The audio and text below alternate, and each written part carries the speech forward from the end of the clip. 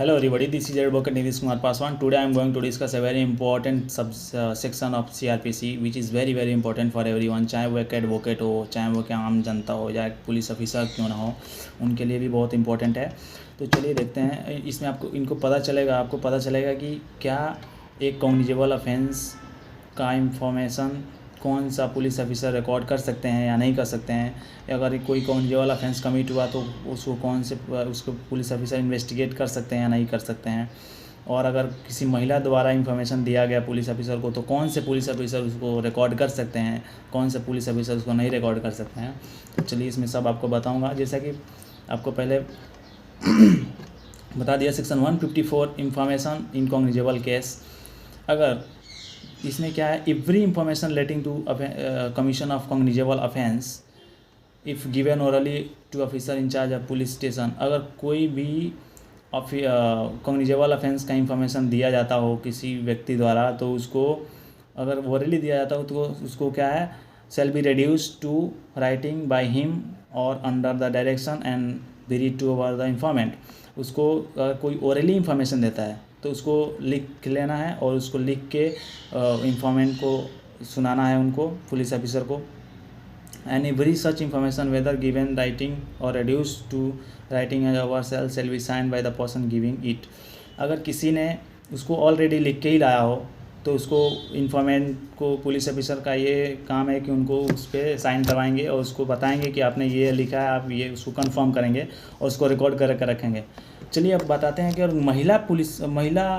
कोई महिला अगर पुलिस ऑफिसर को इंफॉर्मेशन देती है किसी भी कॉग्निजेबल ऑफेंस का, जिसमें जैसे कि इसमें है सेक्शन दिया गया है, तो 326A, ये सब सेक्शन में आपको बाद में बता देता हूँ। 326A, 326B, section 354, 354A, 354B, 354C, 354D, 376, 376A, 376AB, 376B, 376C, 376D, 376DA, 376DB, 376E और section 509 of Indian penal code. ये सब सेक्शन मैं आपको बाद में बताता हूँ। Is alleged to have been committed, okay. 376E and और 509 of Indian penal code is alleged to have been committed और attempt, then such information shall be recorded by women police officer. Yes, आपको मैं यही बता रहा था, only women police officer can record all this information. If अगर कोई भी ये सब सेक्शन के अंडर कोई ऑफेंस कमिट होता है महिला के साथ, तो अगर महिला रिकॉर्ड करवाती हैं तो महिला ही उसको महिला पुलिस ऑफिसर ही रिकॉर्ड करेंगी या कोई अदर वोमेन्स ही ऑफिसर ही उसको रिकॉर्ड करेंगी, ना कि कोई मेंस पुलिस ऑफिसर या कुछ और। इसको ओनली महिला पुलिस ऑफिसर ही रिकॉर्ड कर सकती हैं, उनके ही द्वारा रिकॉर्ड किया जाएगा। और ये जितने सारा सेक्शन बताया मैंने, उसके अगर कोई सेम सेक्शंस अगर किसी हैंडीकेप्ड पर्सन द्वारा बताया जा रहा हो, हैंडीकेप्ड पर्सन जैसे मेंटली हैंडीकेप्ड हो, परमानेंटली मेंटली और फिजिकली डिसेबल्ड हो, तो उसको अगर वो तो बोल नहीं सकता, मेंटली है, तो किसी को अगर बताए, कोई पर्सन को ये किया है बताने के लिए, तो उसको एक वीडियो रिकॉर्डिंग के द्वारा उसको the recording of such information shall be videographed, वो सब वीडियोग्राफ्ड होगा, वो सब रिकॉर्ड होगा। और ये जितना सारा मैंने ऊपर बताया, ये सब जितना भी है, इसका सब इंफॉर्मेशन के बाद जो इंफॉर्मेशन दिया है इंफॉर्मेंट ने, किसी व्यक्ति ने, उसको free of cost, yes, section 154 sub section 2 में बताता है कि अगर किसी a copy of information as recorded under sub section 1 shall be given forthwith free of cost to informant. जी हाँ, फ्री ऑफ कॉस्ट में देना होगा पुलिस ऑफिसर को, जिसने इंफॉर्मेशन दिया है पुलिस ऑफिसर को, ठीक है।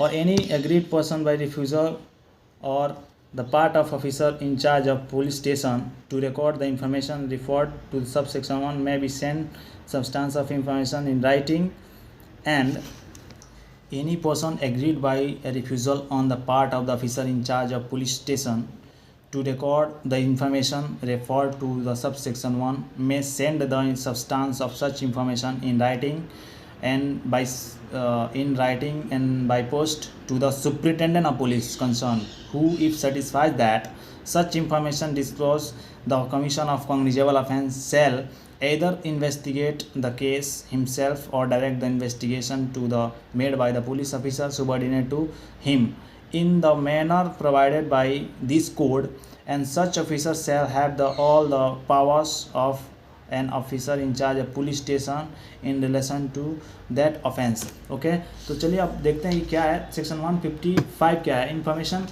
What is given in section 155.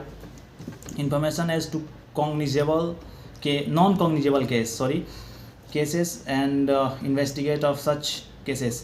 When information is given to officer in charge of police station of commission within the limit of such station of non-cognizable offence, he shall enter or cause to be entered or such substance of information is booked to be kept by the officer in such form as the state government may prescribe on this behalf and refer to information to the magistrate. When अगर information is given by the, अगर non cognizable offence का कोई information police द्वारा प्राप्त होता है तो police officer वो पुलिस स्टेशन क्या करेगी, उसको रिकॉर्ड करके अपने जुरिस्डिक्शनल मजिस्ट्रेट के पास वो इन्फॉर्मेशन देगी. तो वो उसके बाद देने के बाद इन्फॉर्मेशन देने के बाद मजिस्ट्रेट क्या करेंगे, उसके बाद देखते हैं कि क्या होता है. उसमें क्या होगा कि इन्फॉर्मेशन देने के बाद मजिस्ट्रेट को अगर लगेगा कि हाँ पुलिस ऑफिसर को इन्फॉर्मेशन देना चाहिए, पुलिस ऑफिसर को इन्वेस्टिगेट करना चाहिए, तो मजिस्ट्रेट के ऑर्डर के बाद ही पुलिस ऑफिसर इन्वेस्टिगेट कर सकते हैं उस नॉन कॉग्निजेबल ऑफेंस का, जैसे मजिस्ट्रेट का ऑर्डर होगा. चलिए देखते हैं section 155 subsection 2. No police officer shall investigate a non-cognizable case without the order of a magistrate having power to try the commit of the case of further trial. मैंने आपको पहले ही बताया कि without order of the magistrate के, without police order of the magistrate के police officer can not investigate the non cognizable offence. ठीक है. सेक्शन 155 सबसेक्शन 3 क्या कहता है, any police officer receiving such order में एक्सरसाइज द सेम पावर. इसके बाद ही ऑर्डर मजिस्ट्रेट के द्वारा ऑर्डर रिसीव करने के बाद ही पुलिस ऑफिसर इन्वेस्टिगेट कर सकती है. बट इसमें भी कोई एक्सेप्शन है एक, कि अगर except the power to arrest without warrant. But police officer arrest नहीं कर सकती है नॉन कॉग्निजेबल ऑफेंस में किसी व्यक्ति को. बाकी सब पावर यूज़ कर सकती है, इन्वेस्टिगेट कर सकती है, लेकिन अरेस्ट नहीं कर सकती विदाउट वारंट के. ठीक है. Where a case related to 2 और more offences of which at least one is cognizable, the case shall be deemed to be cognizable. अगर कोई एक नॉन कॉग्निजेबल ऑफेंस कमिट हुआ है और एक कॉग्निजेबल ऑफेंस कमिट हुआ है तो उसको नॉन कॉग्निजेबल ऑफेंस ही माना जाएगा और उसको पुलिस ऑफिसर कॉग्निजेबल ऑफेंस माना जाएगा और उसको पुलिस ऑफिसर इन्वेस्टिगेट कर सकती है विदाउट मजिस्ट्रेट के ऑर्डर के. ठीक है. पुलिस ऑफिसर, चलिए देखते हैं सेक्शन 156 क्या कहता है. Police officers power to investigate cognizable case. ये बहुत इंपॉर्टेंट है, बहुत इंपॉर्टेंट है. तो जैसा कि मैंने आपको बताया कि section 156 is very important. Police officers power to investigate cognizable case. Any officer in charge of police station में without order of the magistrate, very important, without order of magistrate investigate any cognizable case which a court having jurisdiction over the local area within the limit of such section would have power to inquire into or try under the provision of chapter 13. तो कोई भी non cognizable offence police officer can investigate cognizable offence police officer can investigate any without order of the magistrate of jurisdictional magistrate can investigate any cognizable offence. Okay.